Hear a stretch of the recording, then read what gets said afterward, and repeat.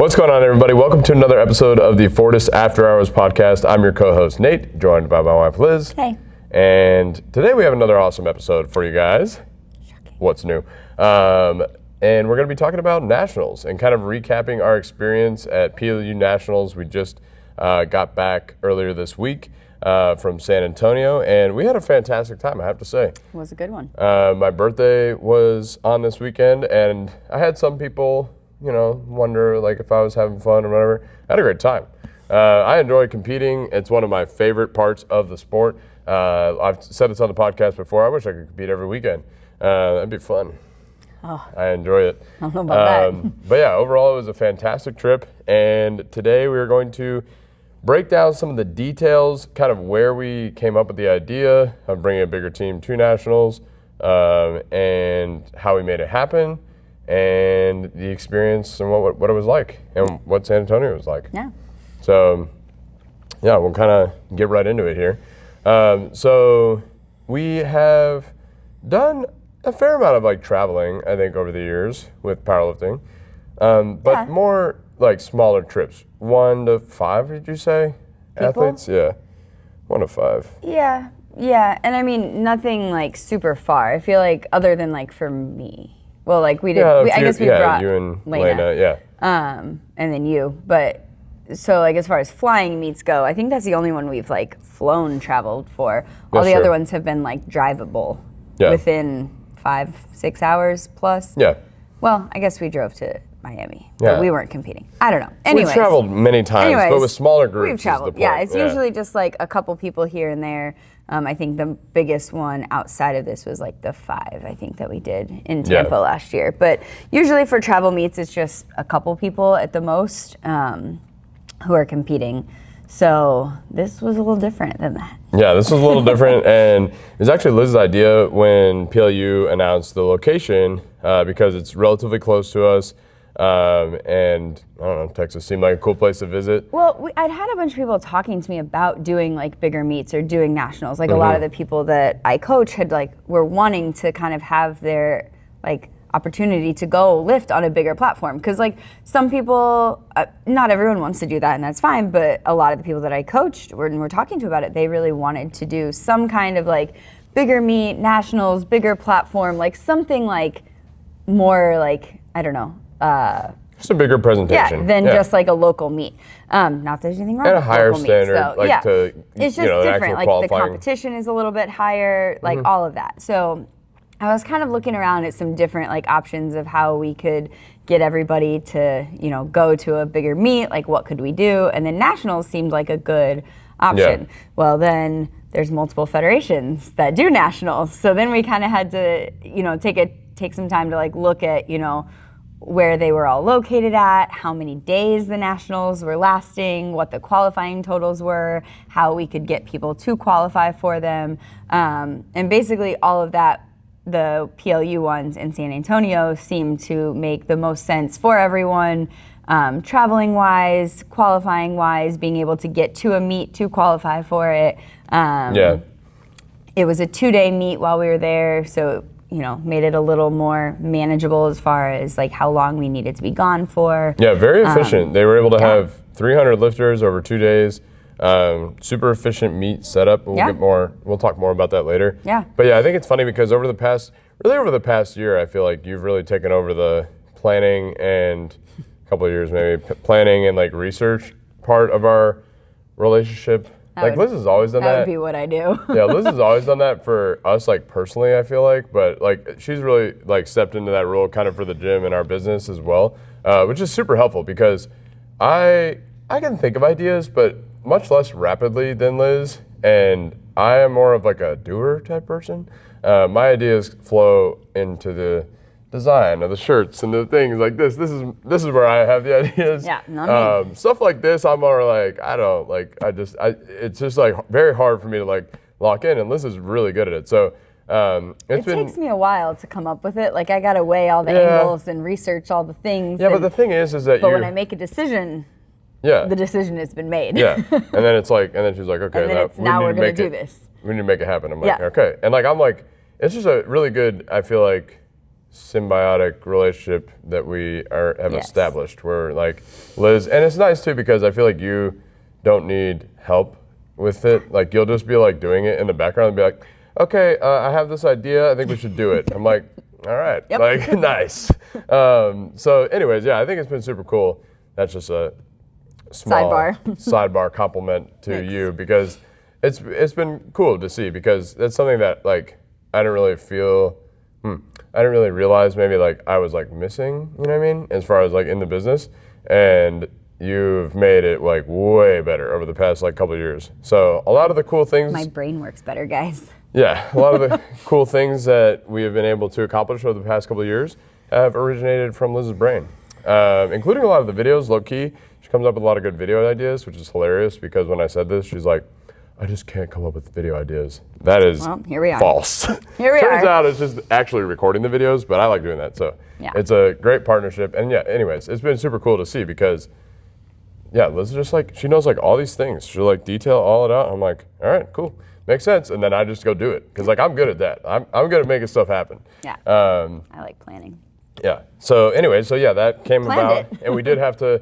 The only thing really was we had a lot of people that were competing last fall already, and then all of a sudden we're like, hey, y'all need to do this one too. Actually, we're gonna do this meet. So or this we nationals had to meet. do. A few people competed back-to-back weekends. Yep. And it was a little bit busy, but we were able to make it happen. Yeah. And I think it was definitely well worth it. I Yeah, really enjoyed it. it was a great time. And I think, like you said, it worked out well for a lot of different people. Yeah, as far as I know, everyone that I talked to on the team had a great time as well. So I guess I'm speaking for them also. But Yeah. everyone seemed to have a really good time. Enjoyed the meet. I made a post something about like saying should we like run it back again next year, and I think everyone is like all for doing another nationals meet next year. Yeah. So Which one will we be at? it's a surprise. Yeah.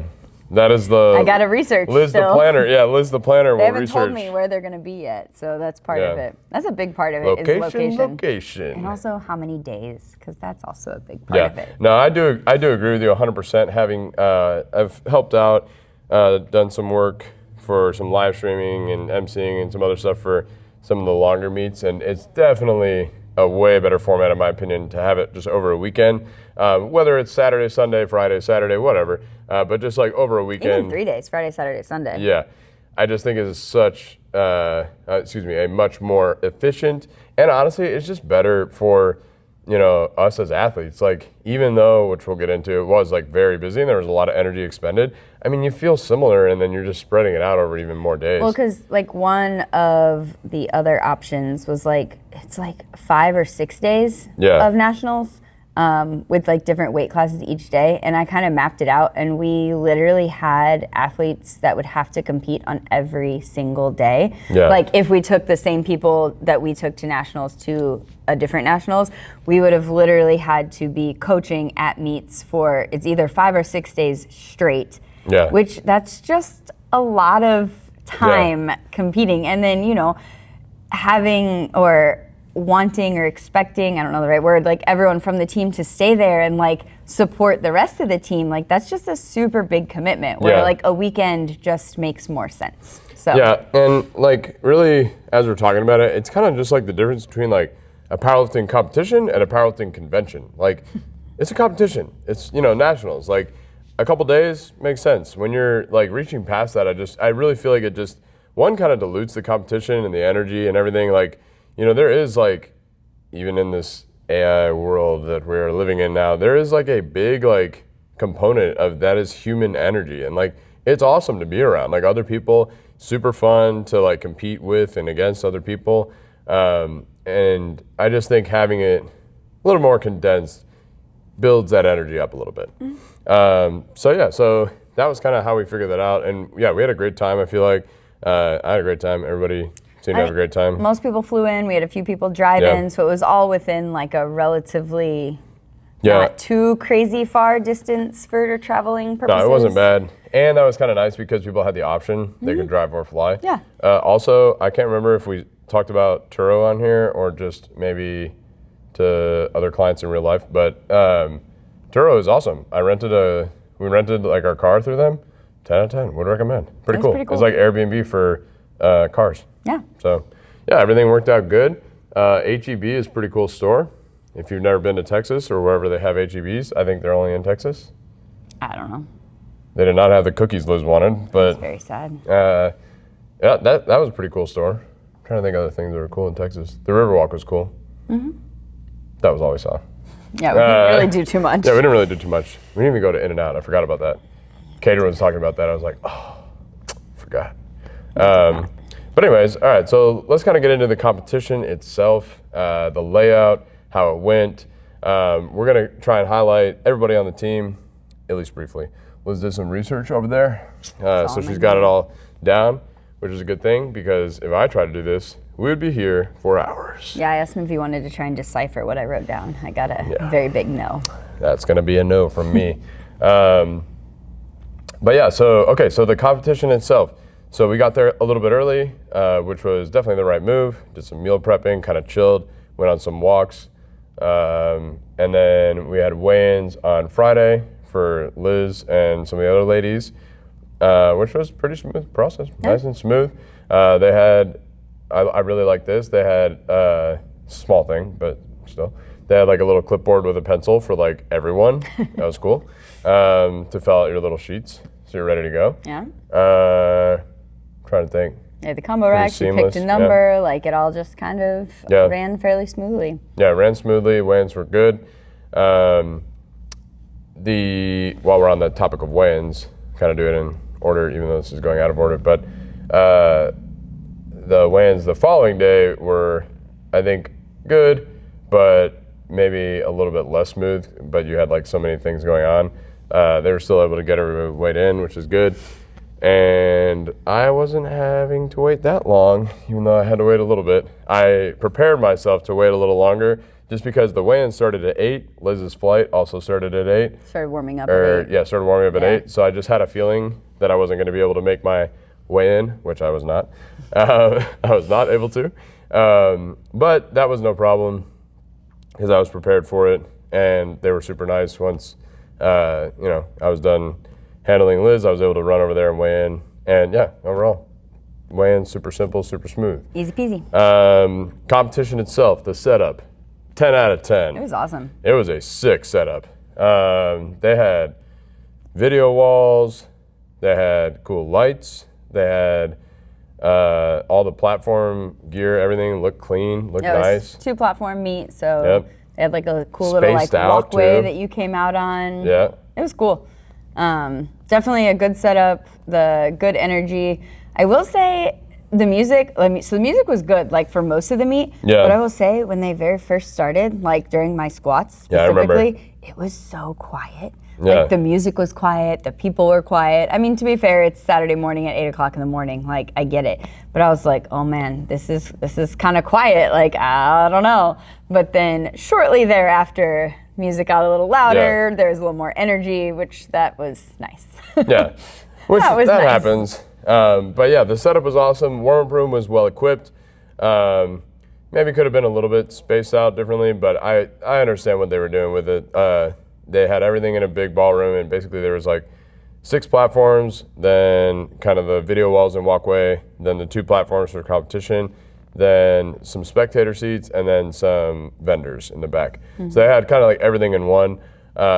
Maybe could have spaced out the warm-up room a little bit more, but to be honest, It it wasn't was too bad. Once people left. I was just gonna say that. It was like perfect for like the amount of people that should have been in the warm-up room, Yes. which I felt like they did a decent job. They came around a few They times. kept coming in and announcing, like, if you're not warming up, get out, basically. Which I like. I actually like that better. We did a couple times. We had like a warm-up room marshal person, and I actually like having like the ref because they had like their shirt on, so it kind of looked a little more official. a little more official, You know, yeah. like, hey, get out. You know what I mean? Like it seemed a lot better because like at every powerlifting meet, sometimes you got people. It's like, what flight are you in? Flight C. Okay, like flight A is warming up, dude. Like, what are you doing? And there was plenty of space. I was gonna say, as far as the venue, super nice venue. Yeah. Would definitely go back there, and there was plenty of space for you to kind of like auxiliary space, so to speak, where you could just like just chill in the hallway, go outside, there's multiple hallways. There was I sat by a little fountain multiple times. There's a lobby if people wanted to, like, with chairs and stuff, people could go sit out there. So like there's plenty of room to be not in the warm-up room if you didn't need to be in there. And once they like left, I felt like it was fine. Yeah, agreed. I mean, a couple times I had to like dodge and weave people, but that's just a warm-up room. So So, and on the warm-up room aspect, which I made a video about this, if you haven't checked it out, go check it out. And I basically just boiled down 3 things that could help you as a coach or handler, because it is evident even at a national level meet that some people do not know these 3 things. Now, there's a lot of people there that we worked with that were super friendly and awesome to work with. And that's always nice to see. Definitely, I would say compared to more of the local level meets, this was a much smoother experience. You could tell these coaches have done it before. You could tell they've been, handling or coaching at least once before. And everyone was super helpful. Like I felt like anyone that we worked with, like, which we've done, I think we did the last podcast on this, on meet day in the warm room, like, sometimes we'd be moving a lot of plates. I'll just put it that way. This one I felt was very nice, very balanced, moving plates. I tried to stick to doing a lot of the rack heights and whatnot on the day before I lifted, just so I wasn't getting super, super tired. But I like moving around, so to be honest, I think I was good. But yeah, the warm-up room I felt moved nice, and it was cool to see a bunch of other like-minded coaches, because like I said, I think unfortunately unfortunately at more local meets, I just don't really see that as much. Yeah. So it was cool. Yeah. And I appreciated that, and I appreciate all the coaches that we got to work with. Yeah, and it was cool too that we had some of our people come out to help in the warm-up room. Yes. We had a lot of Nikki, people. Ryan, Kadrin specifically all came out to help in the warm-up room and handle. And then we had some of our lifters would come in and out, like if we needed an extra hand or needed some help, like a couple of them would come in and kind of help as needed too. So it was a good little like team effort to help keep everybody on track, make sure they were ready to go when it was like time to warm up, make sure that we could do what we needed to do as coaches and lifters, and handle people that were on the platform while people were warming up, because 2 platforms, otherwise people in like chaos. multiple flights, it's a lot. Yeah. So no, I think having that's that help was a big help. Yeah, no, I think without that help, I don't think we could have done what we did as seamlessly as we did it, period, dot. I think our team has grown to the point now, we're handling, like, we got 12 people over the multiple different days. Like you said, multiple different platforms. Everyone's warming up at different times. So we needed to have some help, and we specifically Sunday. Yeah, we had some awesome help Saturday and Sunday. But yes, Sunday was crazy. Yeah, especially when the platforms got off on timing too. So like one was ready to start bench and the other one was still squatting, and then my timing got all thrown off of where I was supposed to be, because all of a sudden someone was ready to bench and that was a lot. Once the timing got off. You killed it though. They fixed it for deadlifts, and then they got the timing back, and then it made things way better. But just having like different flights and then the timing just being different, I was like, whoo. Yeah, and I think specifically the thing with having some help and why it's so awesome is because, like for us, we need to make sure the timing, I think, some of the most important things, we need to make sure the timing is on point, the weight calls are on point, and then of course, like, you want to make sure the warm-up room and the racks are being taken care of. But you can have we can kind of share the load with these amazing people that came to help us, where it's a little trickier to be like, hey, can you go make this weight call and whatnot? And we even had help, like a few people help with that, I think, right? With the weight calls. Yeah, like we had a nice little communication system worked out, because I had thumbs up, thumbs down. I had like 2 lifters back to back in one meet, and it was one flight, and it was bench. And so like I had a plan for what like they were going to do, but I did not have time to like lift her off, run around, like watch the lift, go make a weight call, come back, be ready for the next person. So I had Nikki, I was like, okay, this is my plan. These are the 2 options. Like, I'm gonna give you a thumbs up if I want like the top option. I'm gonna give you a thumbs down if I want like the bottom option of like the 2. And then, if it's a complete miss, then just retake it. So I kind of told her like where my brain was for like what the plan was. And then it worked flawlessly. She was able to like run back to the table so she could get the weight put in, and then I could continue coaching like the next person who was coming up to bench. So it was nice how that worked out good. Yeah, and that's just another example of just like kind of sharing the load and really working as a team to make this happen. So yeah, we really appreciate everybody that came out. Nikki, Kadrin, Ryan specifically are coming out. We had, like Liz said, some other athletes come out and help us as well, of course. But those 3 came out, volunteered their time to help us out, and that was super appreciated. And I don't think we would have been able to do it at least as well without them. So we really appreciate all your guys' help and just the positive energy, guys. Like, it's really cool to see like our community at work at these bigger events where like we just have like more of a positive vibe, and it's just cool to see. Yeah. So we appreciate all of you. Yeah. All right. Let's go ahead. I think we're just going to take a quick break now. Okay. And then we're going to lock in and do a recap on these athletes. Okay. We're back just like that. Now we're going to get into the specifics of how our athletes did, which Liz has whatever she has over there. Lots of numbers. Lots of numbers. Kind of share everyone's successes. We had almost everyone hit a PR of some sort, yeah? Yes. I think so. Which is cool. PR or PR match or a PR in some version, variation of something. I don't know if you went into this, but I know generally we had a fair amount of national records. Yep. A lot of state records. Yep. And then we had you and Jean, national champions. Yep. So let's start there. Yeah. I'm just going to kind of go through the day and like the order-ish of which people competed in, but we're going to save me and you for the end because I figure we'll have a little more to like talk about than just this, I would imagine. Sounds good. The day started with Elena. She is our youngest lifter. She's 14. She's going to be 15 in like a couple weeks, I think is her birthday, June something. Wild. She just competed at high school nationals in March, but wanted to do this one with the team too. So, and she broke her back last year. Yes, she did. She had a broken back almost exactly a year ago. It was in April. So that's crazy that she's already back competing at a national level. So she unfortunately woke up the night before the meet in the middle of the night, like feeling super sick, really not good. Took some medicine. Thought she was feeling better when she woke up, but as she started warming up for squats, like I could just see it like all in her face. She was not having it. She was like fighting tears like the entire time, like did not feel good. So we did lower her opener, but she crushed it. Like she still went out there like through tears.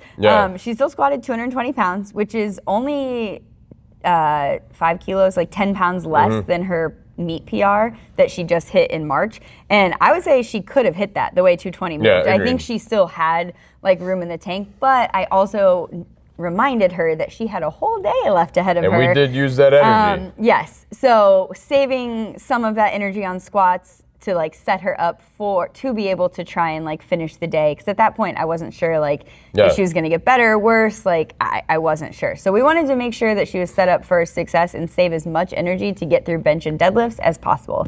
After squats, she went and got an IV because they had the IV people there for the people weighing in. So she got an IV, which she says gave her superpowers. There you go. So, and then, which I would say it kind of did. She finished the day. She got a meet PR on bench with 115 pounds, and then a grind of her life meet PR on deadlift with 270 pounds.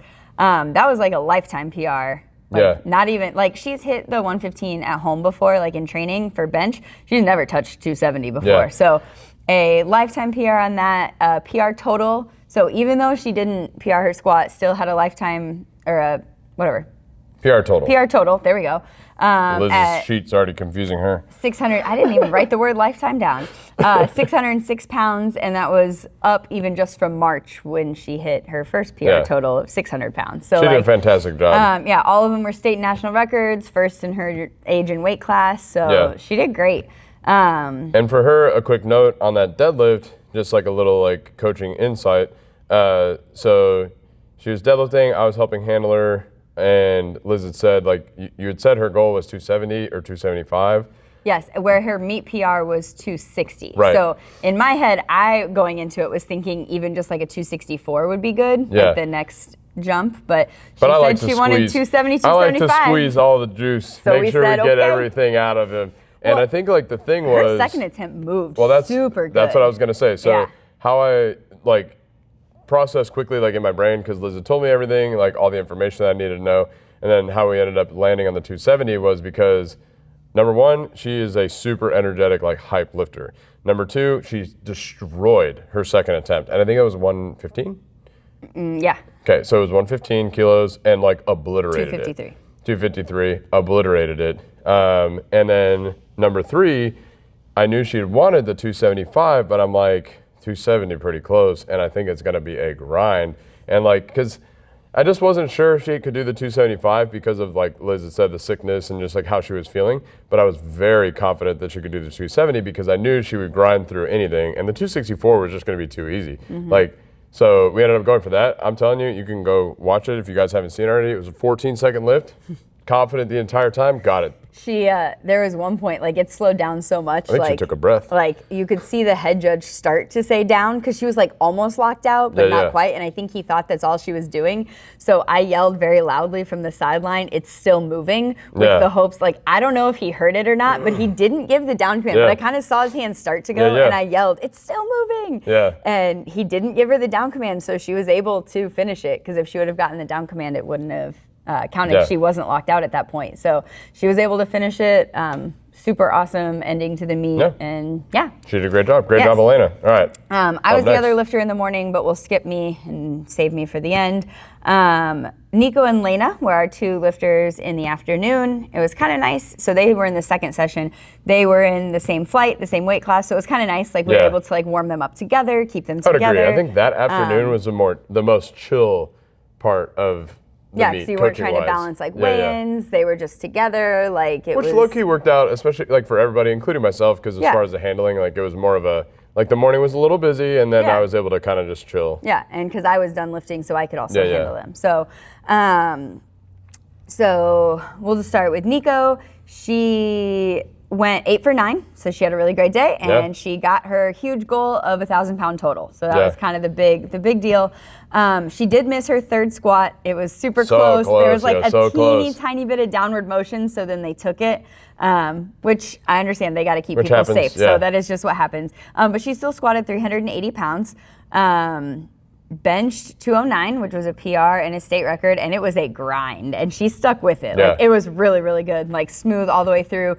And then she's got some good heart too. You could tell like missing the squat, like some people that would really kind of like put them down. But she was like, "Oh, I'm gonna lock in. Like I'm not missing anything." She got after it the rest of the meet. It was cool to see. So then I told her like before deadlifts, I'm like, "Hey, like if you still want this 1,000-pound total, like your third deadlift's gonna kind of be YOLO. Like it's not something you've touched. It's not something like she grinded out 402 in the gym for her last heavy deadlift. So I was like, like in order to get it, like, because I wasn't sure exactly where we were going to be at that point, but I was like, you're going to need, like, it's kind of going to be like YOLO. Like, I don't know. It was a 413 is what she needed. And we loaded it up and she got it. Like, it was smooth. It was really good. So she, 1,000-pound total, added 17 pounds to her total since November and a 426 dots, which is up 8 points since November, which is great. And she was 4th in her weight class of like a super stacked weight class. It was very, a lot of people. Or no, I think she was 5th. Sorry, my bad. Her and Lena were like back and forth.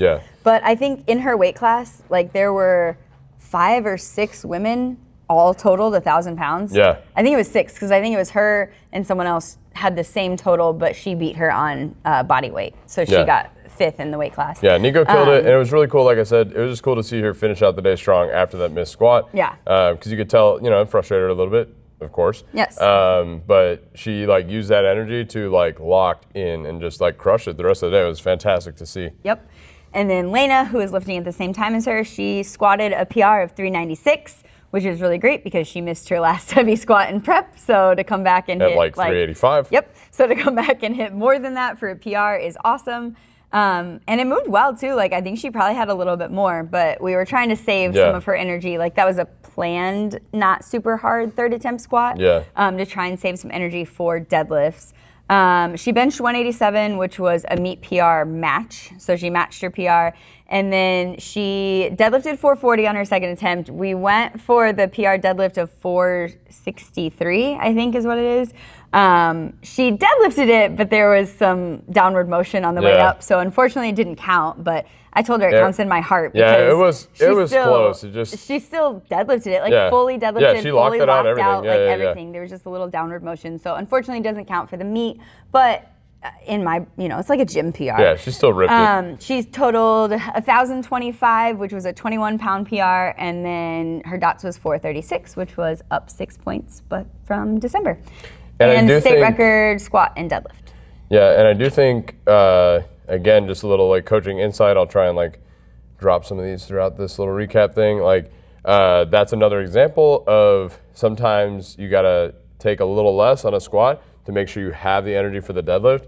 Unfortunately, it was not enough on that day. Like I think maybe just a little, like if you wanted to break it down, maybe like a 2 or 3% more energy, she would have been fine. But that kind of goes to show, like if we had gone for 402, 407, which she definitely I think she could have done it, yeah. But it's like, then is this taking away from the deadlift? And we want to make sure you're there for the entire day. Because that's an important thing. It's kind of the same thing with Elena, like save some energy. Yep, same thing with me. See how that turned out. Yep. We'll talk about that later. Anyways, all right, so that's that was day Saturday, one. Yep. And then, so Sunday was... And by this time, we already had 2 1K totals, 3. 3 1K totals from the Fortis ladies, which is just a fantastic feat of strength to have, even one athlete totaling 1,000 pounds, but to have 3, it was pretty cool to do, especially because we had talked about that and then we made it happen. Yes. So Sunday... Well, really, they made it happen. Yeah. You guys did a good job. Started with the first flight was Liz and Jean. So again, they were super nice. They were in the same flight. They're the same weight class. So it was really nice having them together because it just helped with like warming up, making attempts, all of that.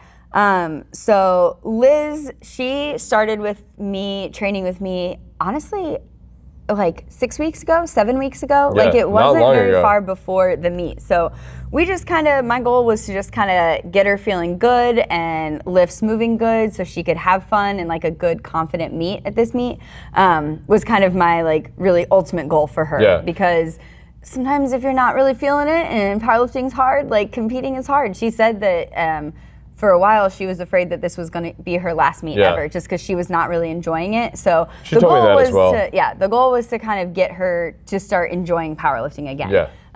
Have fun, move good, feel good.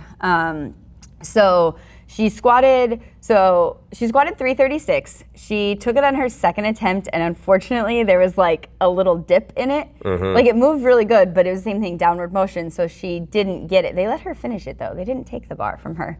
So she finished the lift, but there was a little downward motion in it. So unfortunately, she didn't get it. She came back, absolutely crushed it on the third one though. So I didn't have her go up because again, the goal is just to like make lifts. So had her retake it. Moved great, perfectly fine, good to go, got 336. Definitely room in the tank, like definitely. It moved like a second attempt should move to where whatever. Little things happen, it's what it is, we move on.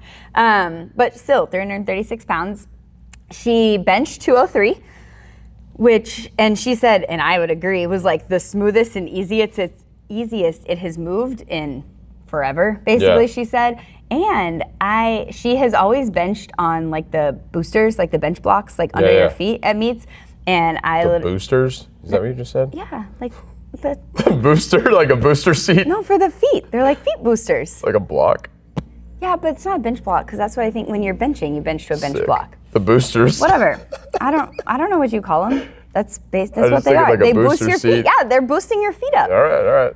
So anyway, she's always benched with those, but a couple of weeks ago, like literally a couple weeks ago, when they came down to visit, I had recommended that at some point we were going to try to not use them, but I told her she could keep using them through nationals because it's so close. I'm not going to make a big change like that.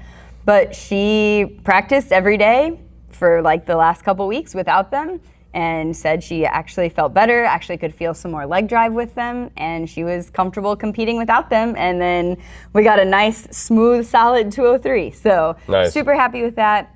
And then her deadlift, she easily deadlifted 363, when she came to me, like the first week that we were working together, I think she failed 352, had like a grindy double at 319, like definitely really hard. Yeah. And then just in those few short weeks, we got her to easily hit 363 with room in the tank. Her lifetime PR on deadlift is 380, and she asked if I thought she had that. And I told her, like, I would say for sure the 374, maybe the 380 that day, just kind of depending on, because she can fight through a lift too. So definitely PR coming soon on deadlift. I will say that, like, for sure. She totaled 903 pounds, and her DOTS was 374, which is technically a PR DOTS by like 0.2. Nice. From all the way back in 2022. So she hasn't DOTS that since 2022. And it's a PR, a little more. Technically, it's a little bit more. A little extra. She was second in her weight class, and then she did not sign up for Open. She just signed up for Masters, but because I'm just going to look anyways, if she did sign up for Open, she would have been third in her weight class for Open. So super really good. So yeah, if she would have signed up for Open, she would have placed third just based on total.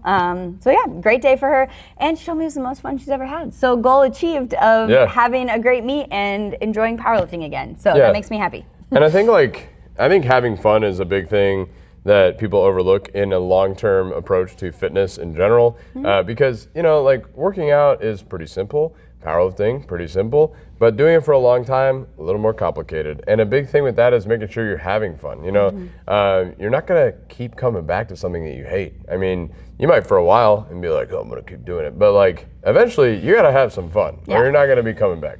So I think having fun, I think that's a really important goal. And to see someone that's been in the game for a while kind of get that fire like reignited is very good. Yeah, very good to see. It's cool. Next up, so then we're going to the second flight of lifters. We had Chase. Wait. You didn't talk about Jean. Oh my goodness, I didn't. Just kidding. Sorry, Jean. Hold up. Because I know you listen to this. Look at this. First time. Jean had a great day also. She went 9 for 9. I think she was our only lifter that went 9 for 9. So at least someone did. Someone got to carry the mantle. Yeah. So she went 9 for 9. All of her lifts were PRs. All of them were state and national records. And she totaled 1,000 pounds. She was our fourth female to total 1,000 pounds. Yeah. So we kind of like threw that goal out there like towards the end, because she told me she always wanted to do that, like when we first started training together. And so like as we were kind of getting closer to this meet, I was like, Jean, this is like actually kind of a possibility, right? Yeah. And she's like, kind of like, I don't know about that. That's crazy. And I still remember we were like driving from the airport in Texas when I went to high school nationals, and we were kind of talking about it. I was like, it's definitely a possibility. Like, depending on how the rest of training goes and like how you're feeling, like it'll be hard, but like I definitely think it's possible. And I kind of told her like going into the meet, like after like we were like prepping, I was like, basically, I'm gonna load whatever I need to load on your third attempt deadlift, and we're just gonna see if the 1,000 pounds is there, because I don't know. Yeah. But so she squatted 352, which was a meet PR. She benched 225, which was a national record, and I chipped to make it 225, not 226. We chipped it to make it 225. Yep. Just because I was like, I want every little pound that I can get to be like perfect for this, because I knew the more pounds that we could get, the easier it's going to be to get the total. So we went 225, and then quick coaching note again. That's a concept a lot of people just don't seem to understand. Very simple concept. The more pounds you can actually lift, the bigger your total. Yeah. Anyways. Yeah. So that's what we're working on. Because she did, I think it was 215. Yeah. 216, something for her. Great call then. For her second attempt. And I kind of asked her, I was like, how'd it feel? And she said a little heavy. And I was like, okay, then like we're going to go with like the bare minimum of what we need to still like do the best that we can do. The bare minimum of like what I thought she had for that moment in that time. So whatever, crushed it. We're warming up for deadlifts, and she's like, oh man, everything feels really heavy. Like I was like, get it together, Jean. Yeah. So she did it. On her second attempt, she deadlifted 407, which was the national record. That was one of her big goals, like the open national record. And then also gave her very first 400 dots on her second attempt, which was a big goal for her too. Nice. She really wanted a 400 dots. So we loaded it up for our third attempt. It was 424. Again, we chipped it. So I went 192 because that was exactly what we needed to get to like 1,000. It's like 1,000.9 or something. So we did that. Crushed it. I mean, it was hard, but she got it. She got it. Good lift. She got first in her weight class for Open and Masters, and she won overall best lifter for Masters. Yeah. So she had a great day. Yeah, she crushed it. Great day. Yeah, no, she did absolutely fantastic, going 9 for 9, and really good example, I think, for her, just like kind of trusting the process and the system. Full faith in you as a coach, and she just went out and executed. She's added 51 pounds to her total since December, and her dots went up 25 points from December. Very nice. And we've been working together for a little less than a year. Nice. I should look at where she was when I started. Yeah, you should. Anyways, so, okay. Moving on. That's all of our ladies. Done with the ladies, and now we're moving on to the guys. The guys. So we'll start with young Chase, who's not so young anymore. Yes, but, he's growing up. He's growing up. He had a fantastic day. He went 8 for 9, state records in all of his lifts, and he added, I think, 71 pounds from his total from November, and 13 dots points from his dots in November, which is awesome. He squatted 451. Which was huge PR. It was a 33-pound meet PR. He benched 303, which was a 17-pound meet PR. And then he deadlifted 435, which was an 11-pound meet PR. I think with different jumps, he would have also had a little bit more on his deadlift. Because he was also he was 10 pounds shy of his goal of a 1,200-pound total. And I know he said this, but he really, really wanted like full send on that deadlift. So we went full send on the third one. And when you're having a great day like that, like it's like, I mean, you want to try it, give it a whirl. Yeah, I have no... That's already a successful day, 70 pounds on the total, 8 for 9. Yeah, and it was already a PR deadlift anyways, like a second attempt was already a PR deadlift. So sometimes you just want to full send, you full send. And he did.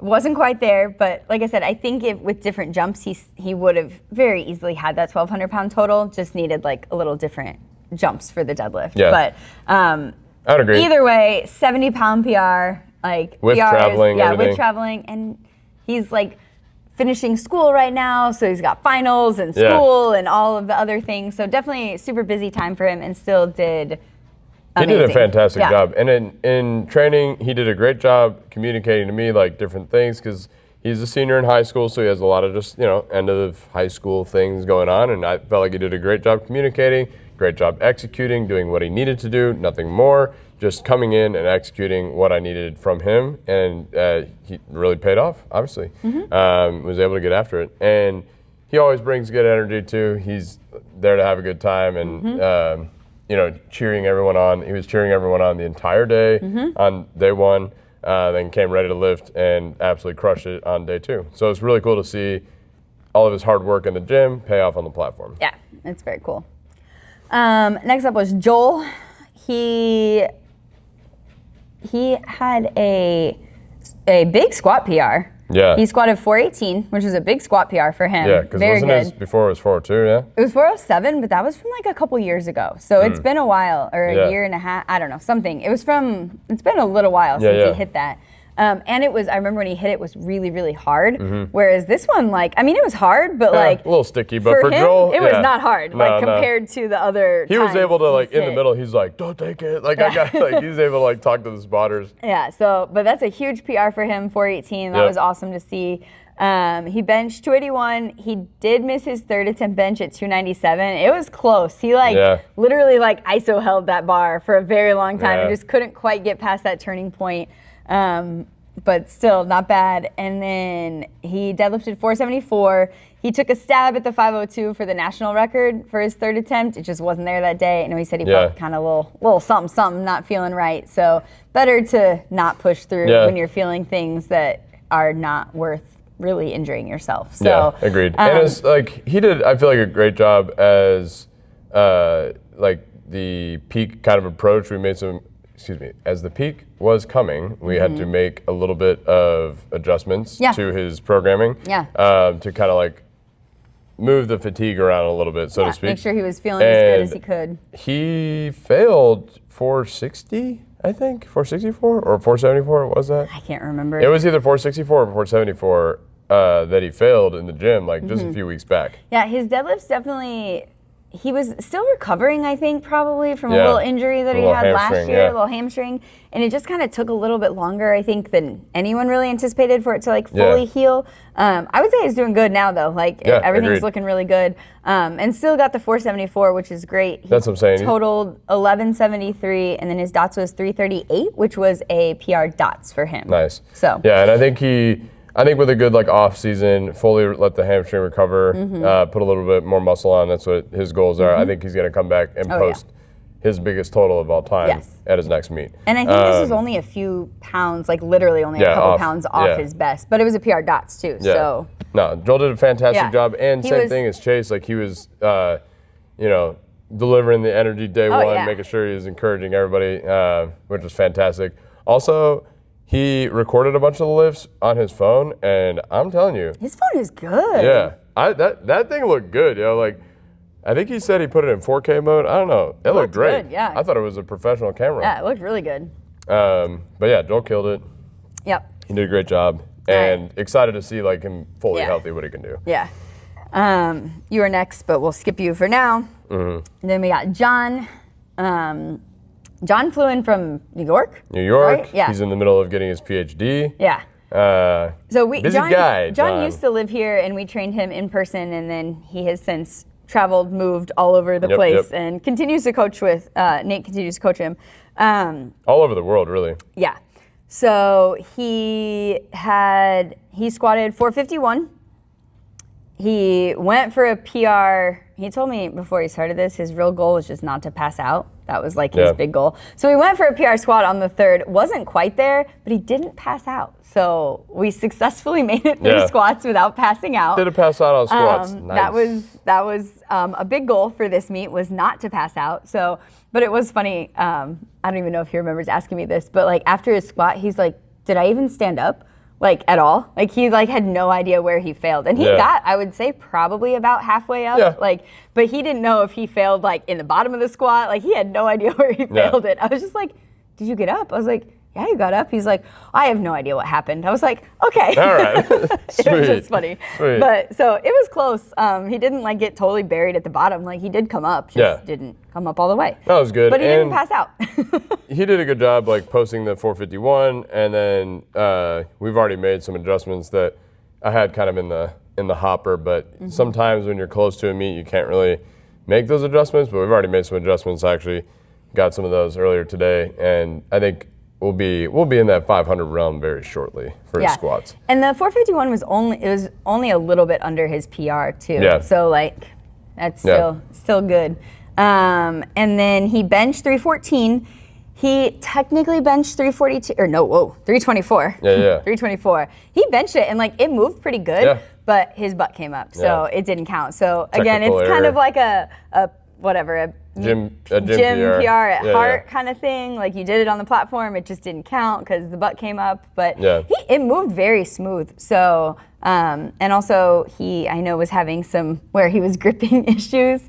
Before the meet, apparently he was like gripping too wide. So like literally 4 sessions before the meet, he moved his hands in. So the fact that he even benched 314 and technically benched the 324, just it didn't count. Like that's pretty good for having to move your hands in like a whole he did a good job. length. And then deadlift, he deadlifted 540 for a PR match, so it matched his meet PR. Went for a big full send PR at the end. Wasn't there yet, but I think it's coming soon for him too. Yeah, no, he's made a lot of progress. He had a lot of stuff like for his job that was kind of cutting into recovery, shall we say.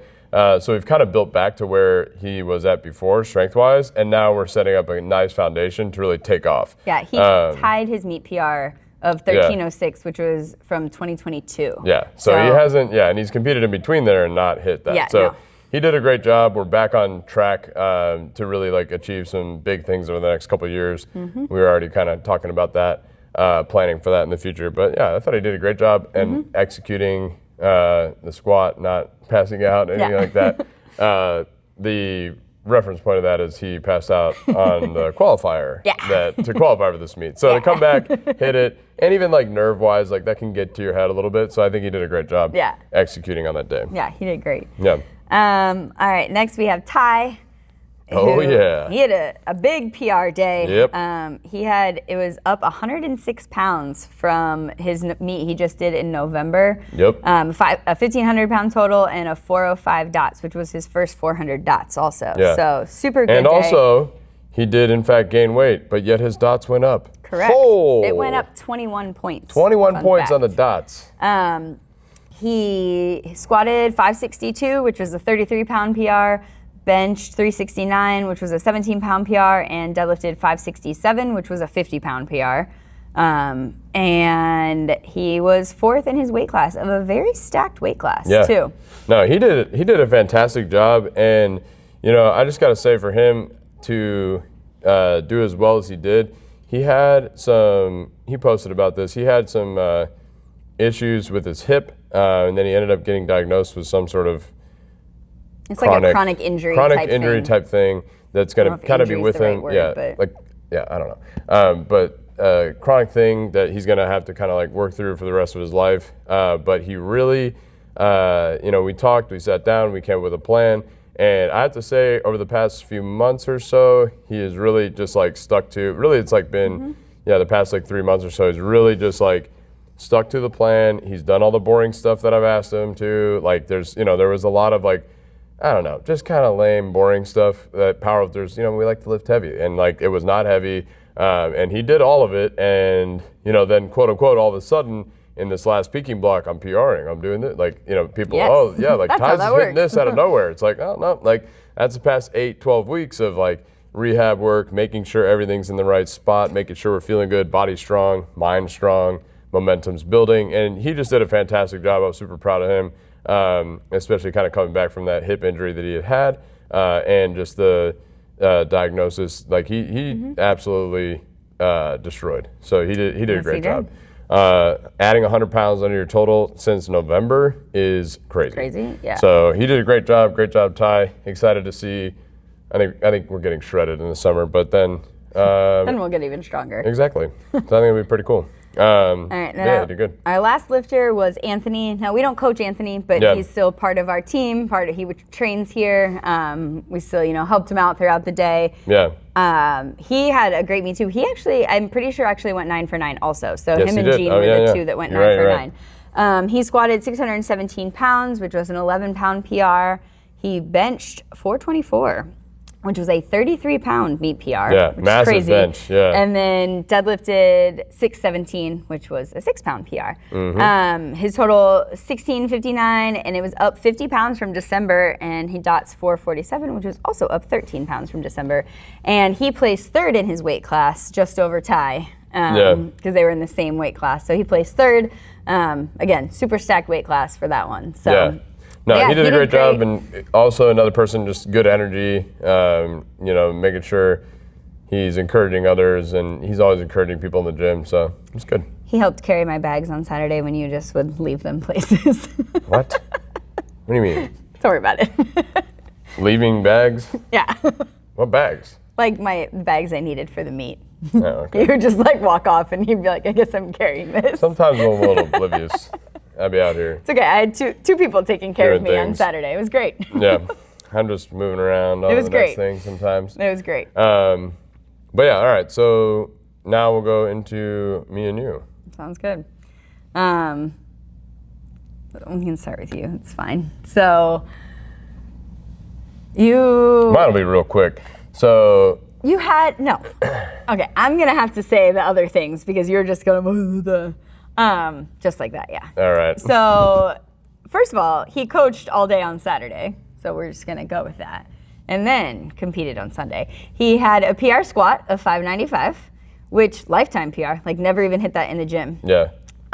He had a little more in the tank, but the goal was, like we talked about with a couple other people, save some room for deadlifts. So we didn't want anything like too crazy, too grindy, too hard. So I know I wasn't making weight calls for you, but Kadrian made the weight call. But the goal was to not like overshoot on squats, basically. So still got a PR, 595. Definitely knowing that like 600, 606 for sure was like in the tank that day. So that's really cool. Yeah, and that was a big confidence booster for me because I was like, I don't know. He's very scared of squats. Yeah, squats have been like a little, taking me a while to like get as strong as I am on squats right now. And like, it's taken a lot of like setbacks, I guess. So therefore I'm just very like, I don't know. I'm just still pretty hesitant sometimes on certain squats. But that day I felt good and I knew I could do it. I said this, you can see me do this. I like got under the bar like right before I like unracked it. I just told myself, I'm like, you can do this. And like sometimes like you just got to do that for yourself. Like just like you can do this. Like it's like if you don't believe that you can do it, you're cooked. So That's like true. you got to believe in yourself. So I did it and I was able to do it. I was pretty proud of that. That was good. Yeah. Bench, he benched 391, which is technically only 5 pounds less than his meet PR. And this is, which he just seems to, I think, forget. Like a month ago, he couldn't bench an empty bar to his chest without pain. Yeah. So we like to forget that apparently was just a few weeks ago, and we still managed to bench 391. Yeah. So there's that. Yeah, that was pretty good. That's pretty good. I would have liked 402, but I felt, I mean, yeah, like Liz said, I like the bench chest or the pec strain, tear, whatever I ended up doing, was definitely pretty nerve-wracking more than anything. It was pretty painful the first 2 days, and I wasn't really sure exactly how much I was going to be benching. Then it became evident as more rehab that I did and everything. I was like, okay, like I think I'll be able to bench something. And then I benched 391 a week out or so, I think, or a little bit more than that, like maybe 9 days out. And it felt pretty good. So I was like, okay, maybe 402. Then I hit it on the meet. I was like, felt okay. And I was just unsure that 402 was there. I was pretty sure it wasn't there, basically. And I considered passing on the third, but I decided to do the third 180, which is what I injured myself with. And it just wasn't there. Not quite. And then my butt came up a little bit, so I'm like, I'm not pushing through this one. But still, we benched 391 after a few weeks prior. An empty bar couldn't be benched to your chest. Yeah, this is true. We're just gonna continue to remind you that happened. Yeah. Because I think your whole day is overshadowed by deadlifts. Well, really, and not 400 bench. 400 bench on the platform coming soon. Yeah. Maybe just don't strain your pec before a meet. Yeah. So deadlifts, you deadlifted 617. Yep. For an opener. That was it. Oh. Yep. Still totaled 1,600, 1,603, Yep. 450 dots still, and you got a state record deadlift. Yeah. And fourth in your weight class. Yeah, so it was a good day overall. And I mean, like, to be honest, like, I'm pretty thrilled with the PR squat because, like, that was a big, like I said, kind of like mental hurdle for me. So to be able to do that and do it on a platform in front of all the people, like, that was pretty awesome, I'm not gonna lie. Like, overall, I honestly am pretty thrilled with the day. Was I thrilled to miss my second and third deadlift? Absolutely not. I love deadlifting, and I just gotta say they've just been feeling off a little bit the past month or so, kind of like ever since the whole pec thing. I don't know. Like, I don't know if that was it. I don't know if I have over the year, I think, basically gotten a little bit bigger. According to the weigh-ins, I probably maybe like put on maybe about a pound or so of more muscle. Like, I don't know. But I've definitely, I think, got a little bigger than I had realized. And my grip was pretty pretty close. And I just couldn't figure it out like the past month or so, the past month, 6 weeks or so. But, you know, I tried my best. And then a big thing for me, like form and technique stuff aside, is like for those bigger deadlifts, I really got to get into like a pretty serious like focus zone. And I just could not do it. So, you know, there's no like specific thing, like almost every single person that has talked to me about it like wants this like, what did you do, like this thing? And there's just not. I mean, sometimes there's just not. At the end of the day, the longer you powerlift, the more you learn. There's just sometimes it's just not on. And just for me, like I needed to be on to lift the weights, and I just could tell that I was not. And then I tried. I actually felt like I was. You know, I missed the second. That kind of my grip kind of slipped a little bit and off the floor, which kind of got in my head a little bit. And then I really did a decent job getting myself like back to try a third, but I just think at that point I was just kind of out of gas. So yeah, it was I don't know. I would have liked to hit it, but I'm not really sure I would have done anything like necessarily different. I just think it wasn't there that day, which does happen, and especially if you're in the sport long enough, days like that can happen. And I mean, you didn't bomb out. I didn't bomb out, didn't hurt myself, and I squatted almost 600 pounds. So for me, it was a good day. And benched almost 400 pounds. And and deadlifts honestly are my strength. So for those not to show up, it's kind of like double-edged. It's like, it's kind of annoying, but also like I know I can do better. You know what I mean? Like I know it wasn't like, something I was just off on that day. But I still had a great time, to be honest. And I don't know. Like in the moment, I was a little upset at myself, but then I got over that quickly and moved on with my life, because that is what happens in sports. It is. All right, quick little break. Now let's go over your meet recap. Okay. Liz did a fantastic job. She totaled 1,000 pounds for the first time in 4 years. 4 years. 4 years. Got a meet PR squat and a meet PR bench. Both those locked in. We got a little. So fun fact: when you're old, like me, and you can set national records, you can chip everything because it's a national record. So we utilize that. So we for utilize precision. some chipping. So For 1 to precision. total 1,000 pounds, and 2 to get some PRs. So we chipped both my squat and bench PR. But the squat PR I haven't hit. I mean, I hit the PR that I chipped was from over 4 years ago. Yeah. So like I haven't been able to put any kind of squat near that weight in 4 years. Yeah. So to chip that was super cool. So it was 387, I think, with the chip. Yeah. So that was cool because I have not been able to do that in 4 years. Yeah, long time. Yeah. And then same thing with the bench. I haven't hit that. It was, I did 205. My current PR was, or whatever, before that was 203, which was also from over 4 years ago. Both of those were from March of 2022. So just over 4 years. But I know when I hit specifically the bench back then in 2022, it was like a grind. And I remember I took it on a second attempt because I think I wanted like 2 shots just in case was how we like planned that one. And it was a grind of a bench back in 2022, and definitely passed on my third. We didn't even try a third. But this one, like, it was nice. It was smooth. Yeah. Like, it moved really good. It was 205. So, like, super happy with that because I've not been able to hit 205 forever, 203 forever. Yeah. No, that was good. I have failed, like, even just last September, I failed 198 at the meet I did.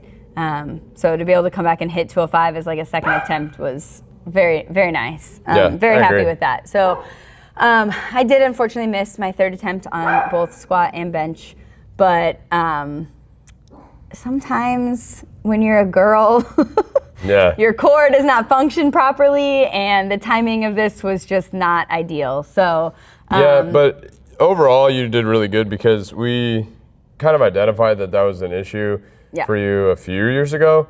2 years ago, maybe? Yeah, it's been a little while. Like so basically like anytime like either right before or like the first couple of days of my period, my core just like literally, I'm like weaker feeling overall, but like I actually didn't feel weak, which was nice. But my core was just like, nah, we're not helping you today. Which always happens in training as well.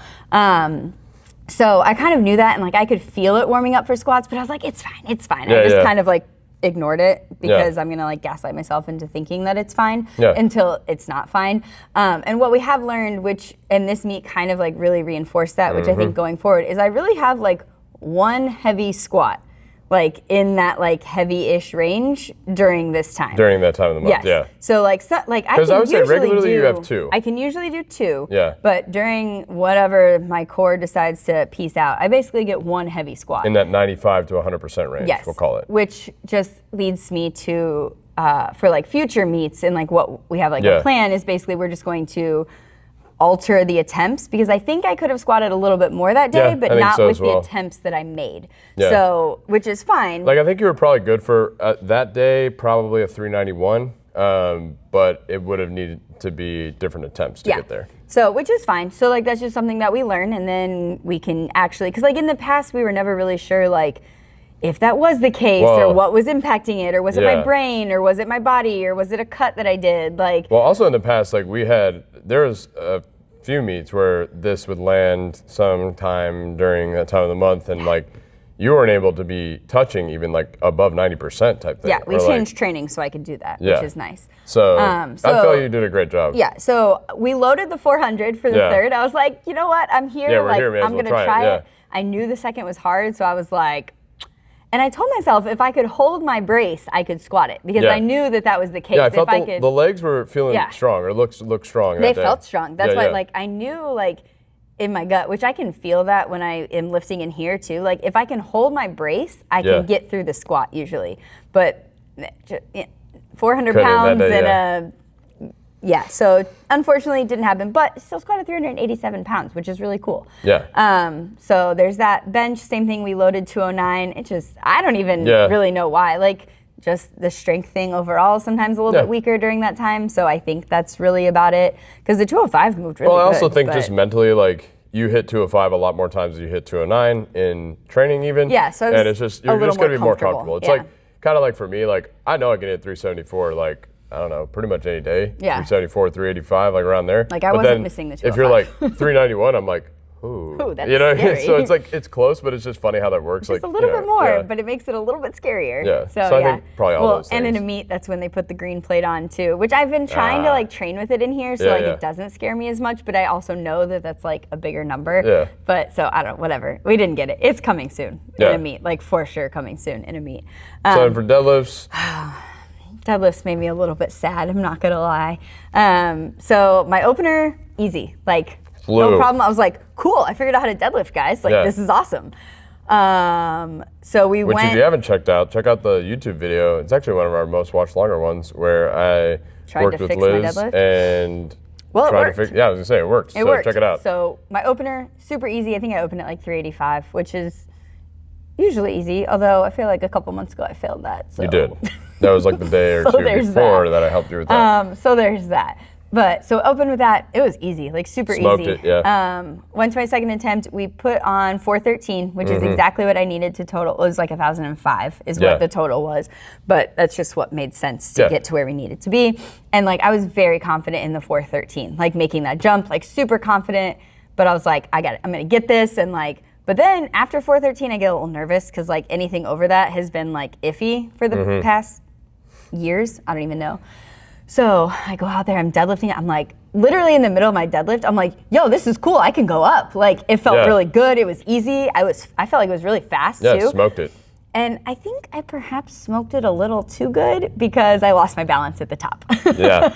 I felt like I was locked out. Like, I felt like I was standing there locked out, but I never got a down command, and I kind of felt myself starting to tip while I was like trying to hold it. Yeah. And I could not hold it anymore. And so I think basically like, because sometimes if you hit a sumo deadlift too fast, it will kind of like pull you back forward a little bit, which very rarely happens to me. It has happened to me in the past, but like very rarely because I'm not usually like a fast lifter. Yeah. But I don't know if maybe just like I was like on that day on my deadlifts, like everything was moving good in the right position, like, and it just moved really good for me.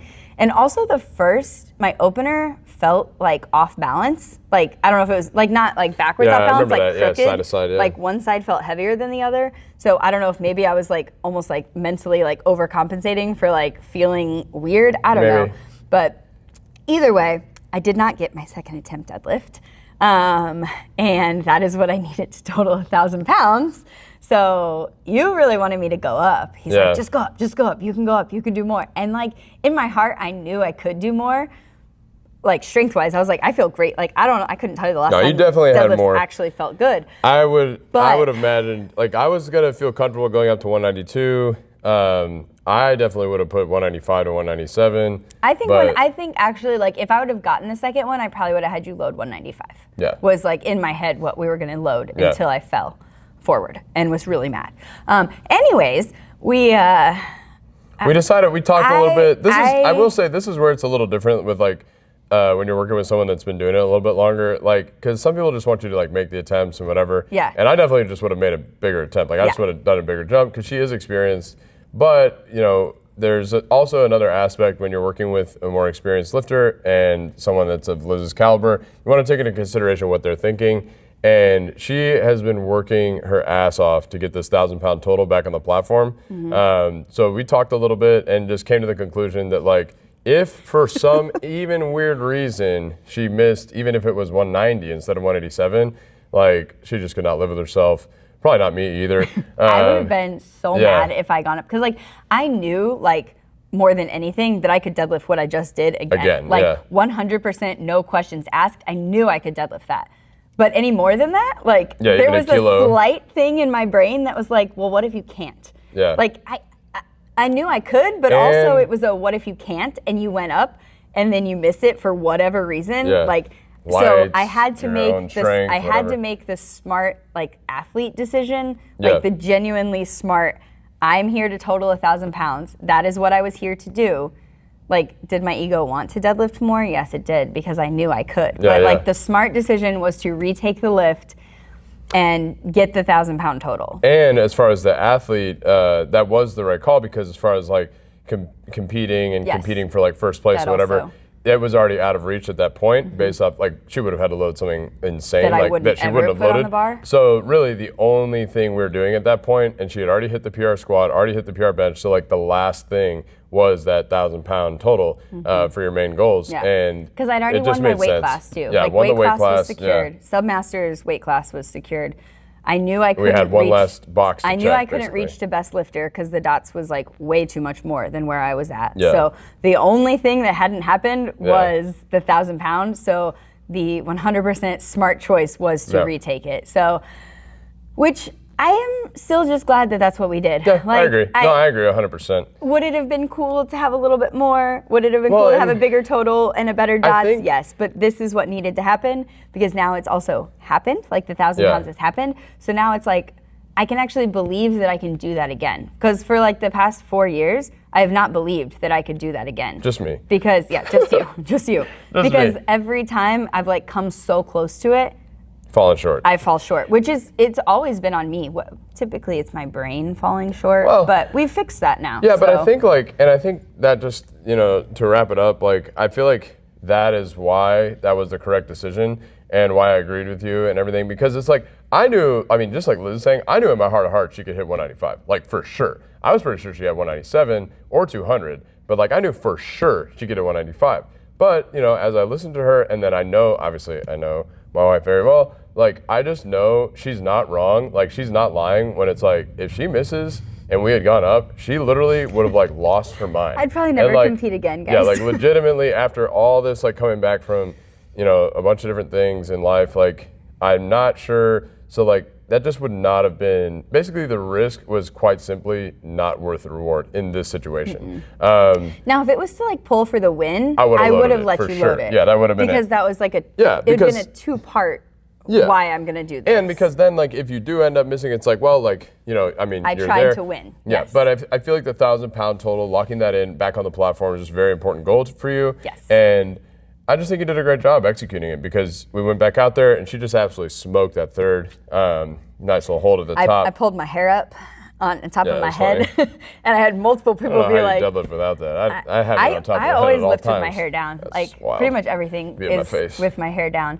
But I had multiple people like, whatever, post the picture or the screenshot or the video of me lifting. They're like, oh, you know she's serious. Her hair's up now. Yeah. It was up on top of my head. We were No, real you serious. look pretty locked in. I was like, okay, here we go. I was like, this is what we need. That was all just vibes. No headphones. We just chilling. Yeah, you were ready to go. And the best part, I think, out of all of it is like, one, I actually had fun, which was the whole goal. And multiple people told me like that I looked like I was having fun, like actually having fun, which I don't think anyone's ever told me at a meet before. So that's cool. No, you definitely look like you are having a good time, and you finally put back that 1,000 pound total on the platform where it belongs.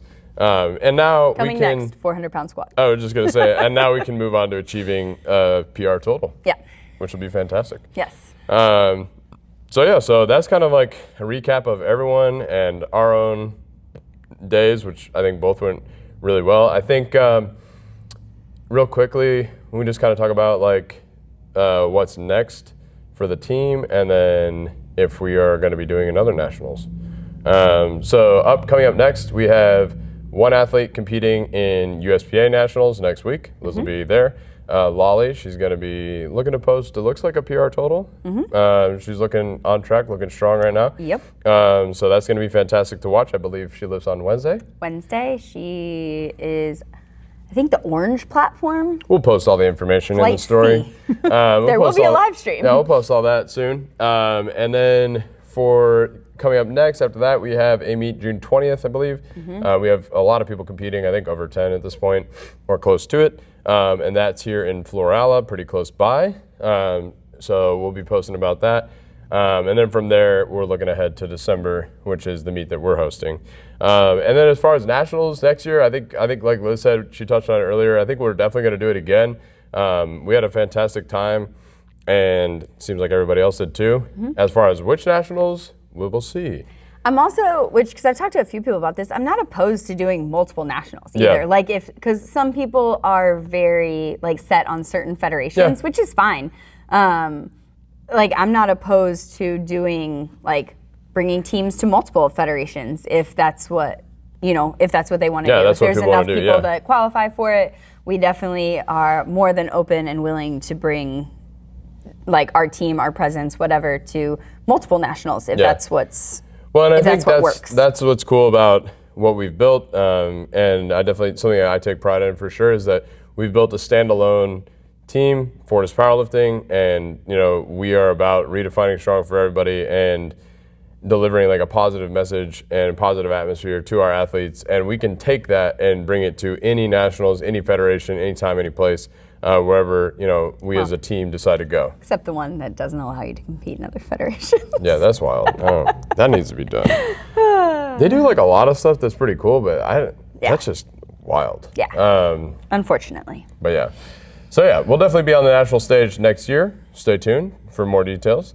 And yeah, overall it was a fantastic time, you guys. If you're listening to this and you're like, man, I hope that I can compete in nationals with them sometime, and you didn't this year, I would take a second to maybe look at what the qualifying totals are for both federations and give yourself something to work towards. If that's your goal of coming and doing nationals with everybody, go look and see what it is you have to qualify to compete at nationals.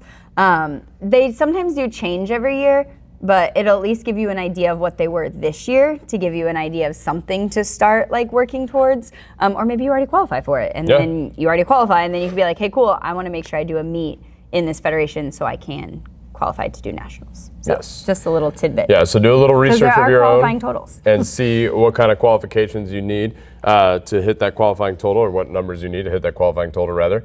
And then reach out to us and we'll make sure you're prepared and ready to go. Absolutely. Ready to rock.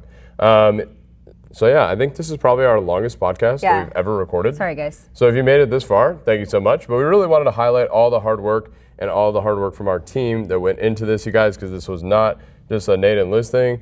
This was a Fortis thing, and it was pretty cool to see it all come together. So big thank you to everyone. Also big thank you to Chris and Tanner and Kadrin for all their hard work at the studio. Kadrin was here on one day, Texas the next day.